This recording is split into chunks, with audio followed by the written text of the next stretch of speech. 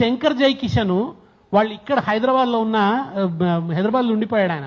శంకర్ చాలా కాలం. ఆయన హిందీలో మ్యూజిక్ డైరెక్టర్ అయితే బతుకమ్మ మీద పాట పెట్టిండు. 60 ఏళ్ళు కలిసి ఉండి మీరు పెట్టకపోతుంది. మీరు ఒక్కనాడు బతుకమ్మ పాటనే పెట్టలేదు.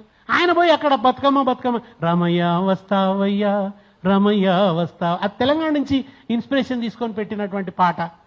కానీ మీరు ఎన్నడూ అట్లాంటిది లేదే. అవమానించినారు తప్ప ఉదాత్తంగా చూపించే ప్రయత్నం.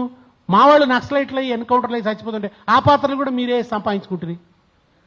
ఆ పాత్రలు కూడా మీరే సంపాదించుకున్నారు. అక్కడ కూడా మావనికి కనీసం పాత్ర ఇచ్చిన పాపన వల్ల ఇవాళకి ఇమిటేషన్ తెలుగే ఉంది సినిమాలలో. ఇమిటేషన్ తెలంగాణ భాషనే తప్ప ఒరిజినల్ తెలంగాణ సౌందర్యం లేదు. తెలంగాణ వాడు ఎట్లా పరాచకం ఆడతాడు, తెలంగాణ వాడు ఎట్లా నవ్వుతాడు, తెలంగాణ వాడు ఎట్లా బాధపడతాడు, ఆ దుఃఖమేంది, ఆ సహజమైన ఆ చిత్రీకరణమే ఇవాళకి లేదు. ఏదో గెట్లా అంటారు. గెట్లా అని కూడా అంటాడు ఆ తెలంగాణలో. ఎక్కడ గా వస్తుంది ఆ స్పృహ నీకు లేదు. అది మాకు వస్తుంది. అది నీ అయ్య జాగిరాని అడుగుడు సులభం. ఎక్కడ గా వస్తుందో కూడా నీకు తెలియదు కదా. గెట్లా అనని ఎక్కడ అంటారు, గెట్లా అననే అనరు అసలు ఎక్కడ కూడా. నువ్వు అటువంటి కృత్రిమమైన తెలంగాణ మాట్లాడుకుంటూ వచ్చి నీ అయ్య జాగిరా అంటే ఏందన్నట్టు. నీకు నా భాషనే రానున్నది, నీకు నా భూమి నీది ఎట్లయితుంది, నా చరిత్రతో నువ్వు మమేకం కాకపోతివి, నా దుఃఖంతో నువ్వు మమేకం కాకపోతివి, నేను గొడగొడ ఏడుస్తుంటే నా పిల్లలు అగ్నికాహుతే చచ్చిపోతుంటే కూడా నువ్వు వ్యతిరేకంగానే మాట్లాడుతీవి. పైగా తెలంగాణ ఏర్పడే రోజు ఉపవాసం ఉంటివి.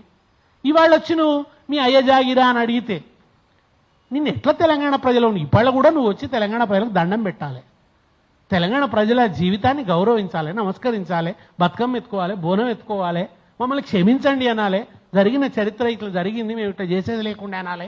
నువ్వు అట్లా ఏమన్నా ప్రయత్నం చేస్తే ఒక అర్థం ఉంటుంది. కానీ వచ్చి నీ అయ్య జాగిరా అంటే ఇది ఈ అహంకారపు పోకడలు. ఈయన రావడానికి కారణం ఏమిది? ఇక్కడ ఫెసిలిటేటర్ ఉన్నాడు. ఆయనకు ఓ ఫెసిలిటేటర్ ఉన్నాడు. మళ్ళా వ్యూహం కూడా చూడండి. పొన్నం ప్రభాకర్ ఏమో పవన్ కళ్యాణ్ వ్యతిరేకిస్తాడు, సీఎం ఏమో ఎన్టీ రామారావు విగ్రహం పెట్టి అటు అప్పీల్ చేస్తాడు, ఈయన అటు అప్పీల్ చేస్తాడు, ఈయన ఇటు అప్పీల్ చేస్తాడు. నాకు మళ్ళీ సమైక్యవాదం అప్పుడు ఉద్యమం కాలం నాడు కాంగ్రెస్లో ఒకడు తెలంగాణవాది ఒకడు సమైక్యవాది, మళ్ళీ సేమ్ కుట్ర సేమ్ టెక్నిక్ మళ్ళీ మొన్న కనబడుతున్నది. కనుక మళ్ళీ చరిత్ర పునరావృతం అవుతున్నట్టుగా అనిపించింది. కనుక ఈ అసలు నిజానికి పెట్టుబడి మారినప్పుడల్లా తెలంగాణ సినిమా మన ఆంధ్ర సినిమా మారింది. వ్యవసాయం పెట్టుబడి నుంచి ఒక రకం సినిమాలు వచ్చినాయి. ఉమ్మడి కుటుంబాలు, విడిపోవడాలు అవి చూసినాం. ఏం చేస్తాం, మా కుటుంబాలు కావు. తర్వాత ఏమొచ్చినాయి, మీరు సారా పెట్టుబడిలోకి పోతే డాన్లు, ఏదో మన యుగంధర్లు, స్మగ్లర్లు, ప్రతి సినిమాలో వ్యాట్ 69 ఫోటో అది మన అది కనబడేది, సీసా కనబడేది. మీరు సారా పెట్టుబడిలోకి పోతే అవి కనబడ్డాయి. మీరు రియల్ ఎస్టేట్లోకి వచ్చి రియల్ ఎస్టేట్ మాఫియా అని చెప్పి ఎవడు మాఫియా మళ్ళా తెలంగాణ ఉండే మాఫియా కింద చూపించిండ్రు. ఇక్కడ ఉన్నటువంటి ఏదో చిన్న పాపం రౌడీలు వాళ్ళు ఏదో చిన్న ఇది చేసుకునే వాళ్ళను వాళ్ళందరినీ గుండాలుగా భయంకరంగా వికారంగా చేసి చూపిస్తుంటే అవి చూసి కాలబెడుతుంది. హైదరాబాద్ గుంటూరు నుంచి వచ్చిన హీరో ఆ తెలంగాణలో ఉన్న వాళ్లను ఇక్కడ ఉండే చిన్న వాళ్ళను 24 రీళ్లు తంతుంటే మేము చూసినాం. అదే మా పాలిట సినిమాలైనా. ఇవాళ ఓ సినిమా వస్తే దాన్ని మా భరించలేనటువంటి ఓ పరిస్థితి కనబడుతున్నది. వీటన్నిటికీ కారణం అట్లనే మన ఇప్పటిదాకా దేశపాండే గారు చాలా వివరంగా చెప్పినారు. నీళ్ల విషయంలో అంత ఆరాటంతో పోరాటం జరిగింది కదా. అసలు నీళ్లు ఉద్యమానికి కేంద్రంగా ఉన్నాయి కదా. దాని విషయంలో ముఖ్యమంత్రి చూపించేటువంటి ఉదాసీనత, ఒక వ్యూహాత్మకమైనటువంటి మౌనం, ప్రశ్నించే వాళ్ళ మీదే దాడి. ఇవాళ నదులు ఆంధ్రాకు పోతున్నాయి, నిధులు ఢిల్లీకి పోతున్నాయి. అప్పుడెప్పుడో మన బ్రిటిష్ కాలంలో వైస్రాయ్ ఉండి ఇక్కడి నుంచి కప్పం వసూలు చేసిపోయింది. ఇవాళ కాంగ్రెస్ వ్యవహారాల ఇన్ఛార్జ్ వైస్రాయ్ అయిపోయింది. ఇక్కడి నుంచి డబ్బు తీసుకుపోతారు అనమాట. మళ్ళీ ఆ కాలం నాటి పరిపాలన చూస్తున్నట్టు కప్పం చెల్లిస్తున్నట్టు ఇవాళ నదులు మీరు కృష్ణానదిలో ఎక్కువ వాటా వాడుకుంటారు, నువ్వు ఆపలేకపోతావు. గోదావరి నదిలో ఎక్కువ వాటా తీసుకోవడానికి పన్నాగాలు పన్నుతుంటారు, దాన్ని ఆపవు, పైగా పోయి సంతకం పెట్టి వస్తాడు. ఈ వైఖరి అంతా కూడా, ఈ వ్యవహారం అంతా కూడా ఇవాళ తెలంగాణ ప్రజల్ని మళ్ళీ ఒక ఆందోళనకు గురి చేస్తున్నది. ఇప్పుడిప్పుడే ఓ 12 ఏళ్ళు అయింది. నిజానికి ఇంకోటి కూడా, అక్కడి నుంచి వచ్చిన వాడు రేవంత్ రెడ్డిని బలి తీసుకుంటామన్నాడు. దానికి కూడా మాకు కోపం వచ్చింది. రేవంత్ రెడ్డికి సంబంధించిన రేషన్ కూడా మేమే పడుతున్నాం, ఆయన పడతలేడు. ఆ రేషన్ కూడా మేమే పడుతున్నాం, బలి తీసుకుంటామని ఎట్లా అంటాం?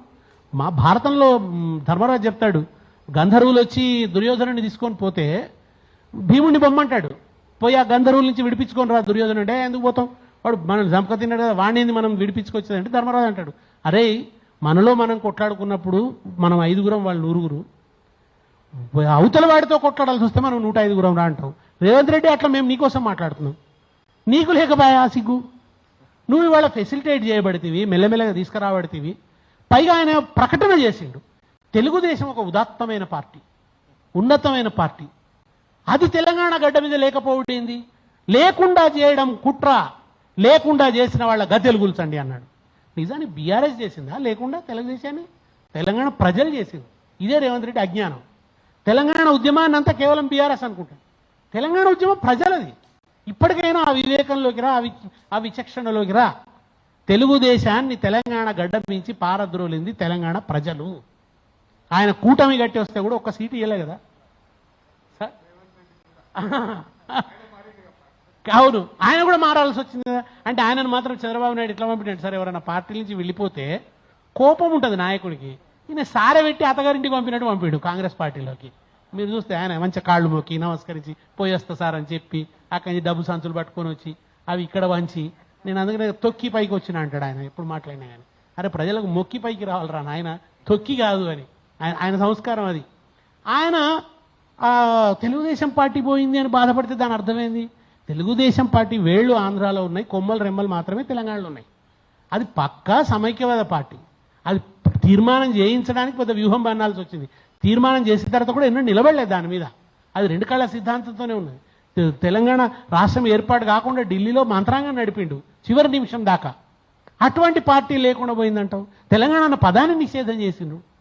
ఇవాళ కూడా ఆ పార్టీ ఆవిర్భావ సభలో ఒకతను తెలంగాణ అన్న పదం డిక్షనరీలో లేదు కదా అని అంటాడు. అది కదా తెలుగుదేశం పార్టీ మానసికత. ఎక్కడో ఓ అర్భకుడు ఏదో అన్నాడంటే పట్టించుకోం. అన్నది ఎక్కడ? బక్కన్ నరసింహులు, ఆయన పేరు బక్కన్ నరసింహులు. ఆయన భౌతికంగా బక్కగా ఉండడం లేదు, భావజాల పరంగా చాలా బక్కగా ఉన్నాడు ఆయన. ఆయనకు పౌష్టికాహారం లేదు. తెలంగాణ ఆత్మగౌరవం అనే పౌష్టికాహారం ఆయనకి ఎవరు అందించలే. ఆయన ఎందుకంటే చంద్రబాబు నాయుడు దగ్గర ఉండి పౌష్టికాహార లోపంతో బాధపడుతున్నాడు ఆయన. ఆ చంద్రబాబు నాయుడు సమక్షంలో ఆ పార్టీ వేదిక మించి ఆయన అన్నప్పుడు నివారించిరా? ఎవరైనా వారించిరా ఆ పార్టీలో? కనీసం తెల్లవారి క్షమాపణ చెప్పినరా? ఇది తప్పు, మా పార్టీ వేదిక మించి ఇట్లా మాట్లాడాల్సింది కాదు అని క్షమాపణ చెప్పే ప్రయత్నం కూడా చేయలేదు. అది వాళ్ళ ఆవేదన కలిగిస్తున్నటువంటి విషయం. కనుక ఆ పార్టీ ఇక్కడ లేదు, ఆ పార్టీని తిరిగి తీసుకురాడు. రేవంత్ రెడ్డి ముఖ్యమంత్రి అయిన తర్వాత సంబురాలు చేసుకుంది తెలుగుదేశం పార్టీ. తెలుగుదేశం పార్టీ ఆఫీస్కి పోయి మన పొంగులేటి శ్రీనివాసరెడ్డి కృతజ్ఞతలు చెప్పి వచ్చినాడు. ఆ పార్టీని పునరుద్ధరించాలనే కోరికను ముఖ్యమంత్రి వ్యక్తం. విచిత్రం ఏంటంటే ఆయన కాంగ్రెస్ ముఖ్యమంత్రి, తెలుగుదేశం ఏజెంటా? ఈ వైఖరి వాళ్ళ తెలంగాణ అస్తిత్వం గురించి. దానికి ఆంధ్ర అనే ఒక వైరుధ్యం, మనకు రాష్ట్రం ఏర్పడడం అనేది పరిష్కారం అయిన తర్వాత ఆ తీవ్రత తగ్గింది.